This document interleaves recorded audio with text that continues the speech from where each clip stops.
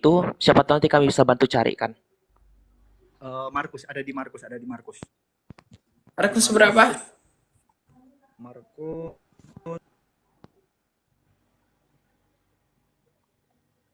19, Kak. Ayat Ayat 19, Markus 16 ayat 19. Itu kalau nggak salah di situ eh bertolak belakang dengan apa yang dibilang di mana tadi? Saya lihat. Markus 19 ayat 19. Tentang duduk di sebelah kanan Allah itu kah yang jadi pertanyaannya? Hormatilah ayahmu, ibumu, kasihilah sesamamu. Apa Markus hubungannya? Markus 16, Markus 16 ayat 19, Kak, tentang itu Duduk di sebelah duduk di kanan Allah. sebelah kanan. Iya, iya. Itu kan kalau nggak salah bertolak belakang dengan apa yang dibilang di mana itu, kalau nggak salah dibilang bahwa pada mulanya firman itu adalah Allah dan iya kalau nggak salah itu ya. Yohanes 1 ayat 1. Ya, silakan Timothy. Gampang itu. Ya, itu pernah dijelaskan juga oleh Yohanes Damaskus. Apa yang dimaksud dengan Yesus duduk sebelah kanan Allah Bapa? Apakah Allah Bapa itu sebelah kirinya Yesus? Ini tidak masuk akal. Karena apa? Alkitab jelas mengatakan Allah itu maha hadir di setiap tempat.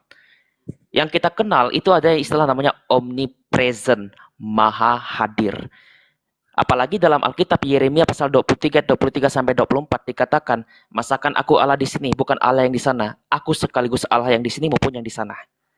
Jadi kalau kita membayangkan Allah seolah-olah di sebelah kirinya Yesus, itu yang salah. Karena Alkitab mengatakan Yesus duduk sebelah kanan Allah, itu jangan diartikan sama seperti kanan bagi kita duduk sampingnya, umpamanya saya duduk di sebelah kanannya Mas Elia. Enggak seperti itu ketika Yesus berada di sebelah Allah, di sebelah kanan Allah. Nah, jadi bagaimana pengaplikasinya? Yohanes Damaskus mengatakan kita harus memahami Yesus duduk sebelah kanan Allah. Ini dalam arti kemuliaan kemahakuasaan Allah yang menempatkan Kristus dalam kemanusiaannya sebagai raja. Karena apa? Karena pada masa bangsa Israel pada zaman itu kerajaan Daud dan Salomo itu berada di sebelah kanan bait Allah, di mana bait Allah itu ada Shekinah Elohim. Nah, jadi raja itu ditempatkan sebelah kanan hadirat Allah. Maka Yesus sebagai Mesias dalam posisi kemanusiaannya duduk di sebelah kanan Allah.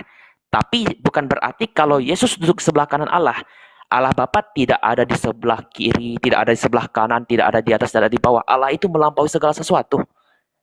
Karena Alkitab sendiri yang mengatakan itu. Jangankan Yeremia 23, 1 Raja-Raja 8 ayat 27. Salomo saja mengatakan padahal bait suci Allah itu ada Shekinah Elohim. Dia sendiri mengatakan apa?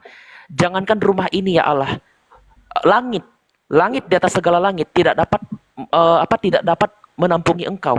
Kalau nggak salah begitu kalimatnya. Karena apa? Salomo sendiri pun dalam karunia hikmat Allah tahu Allah itu maha hadir di segala tempat. Jadi kita harus memahami konteks-konteks Alkitab. Jangankan duduk di sebelah kanan Allah, biji mata Allah jangan diartikan seperti mata kita. Atau tangan-tangan Allah itu jangan seperti dalam pengertian tangan-tangan yang jasmani seperti ini. Walaupun kita diciptakan menurut gambar dan rupa Allah, tapi tidak dapat kita pahami Allah Bapa itu dalam kemisteriannya seperti wujud fisik kita. Ya seperti itu ya. Jadi sekali lagi saya tekankan, Yesus duduk sebelah kanan Allah itu dalam pengertian kemuliaan mesianik Kristus sebagai raja di atas segala raja, tuan di atas segala tuan, yang diperkenankan Allah menjadi hakim untuk kita nantinya. Begitu sih. Ya. Gitu Rian ya. Jadi nggak ada bertentangan, cuma kamu aja yang salah paham. Menafsirkan Alkitab itu baca itu bukan seperti kita orang Indonesia membacanya dan memahami secara literal, tapi harus dengan budaya Yahudi. Jadi sebelah kanan itu artinya kemuliaan dan kepercayaan. Tangan kanan itu artinya kepercayaan ya. Jadi kalau sebelah kanan itu artinya duduk di sebelah kanan. Sebelah kanan itu artinya kemuliaan yang diperoleh. Jadi duduk di sebelah kanan Allah Sang Bapa artinya adalah Kristus mendapatkan kemuliaan yang tertinggi dari Bapa dalam kerajaan surga. Karena dia pernah direndahkan dan ketika dia naik dia ditinggikan oleh Bapanya sendiri. Itu untuk menggenapi, ya Bapa permuliakanlah aku dengan kemuliaan yang kumiliki di hadiratmu sebelum dunia ini ada. Jadi bukan seperti kamu dengan saya duduk berdua, bukan begitu. Allah itu roh. Tidak ada tempat duduk. Tuhan itu di atas tempat duduk tuh nggak ada. Tuhan itu tidak di dalam tempat. Dia omnipresent, memenuhi segala sesuatu.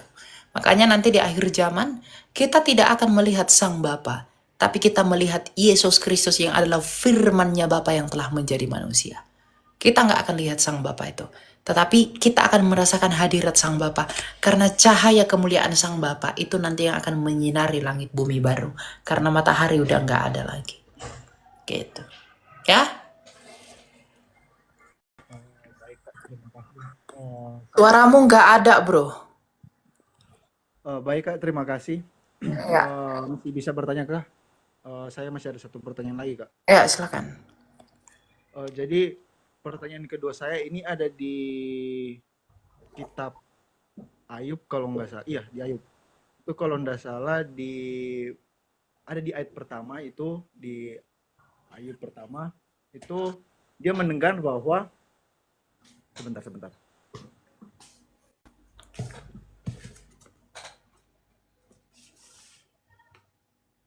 Yesus dengan siapa itu kalau nggak salah berbicara.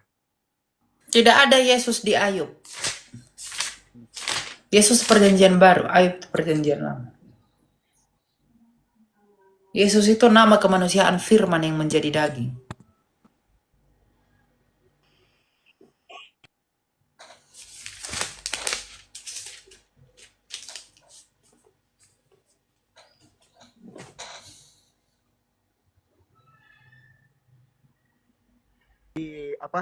Di Ayub dia di situ tertulis bahwa Tuhan berbicara dengan iblis.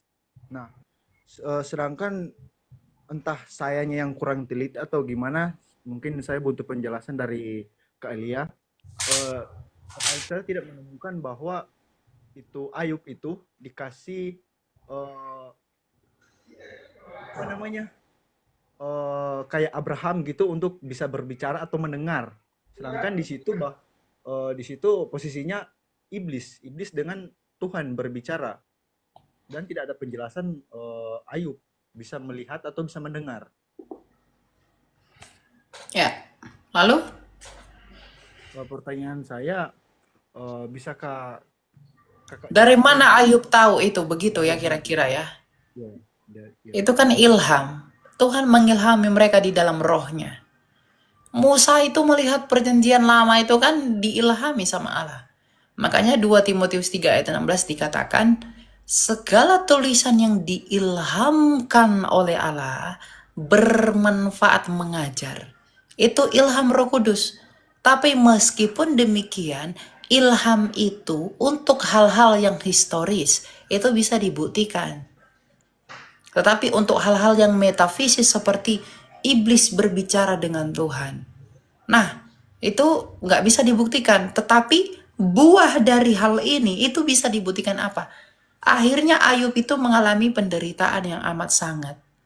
Dia tidak akan menderita kalau Tuhan tidak berbicara dengan iblis di ayat pertama. Tapi buktinya Ayub menderita, artinya apa yang terjadi di ayat pertama itu sungguh-sungguh terjadi. Karena kausa prima ayat-ayat berikutnya itu adalah dari Ayub pertama mengenai kesalehan Ayub yang diuji. Jadi memang tuntunan Allah. Seperti Musa misalnya, perjalanan bangsa itu dicatat sekian-sekian, dia mengingat begitu-begitu rupa. Itu bisa dibuktiin nggak? Sampai sekarang bisa dibuktiin. Tapi dia nulis itu kan dari ilhamnya Allah, roh Allah yang mengilhami mereka. Sehingga mereka beroleh hikmat untuk menuliskan itu. Makanya dikatakan tulisan dalam pengertian grafe yang diilhamkan oleh Allah. Yaitu gitu.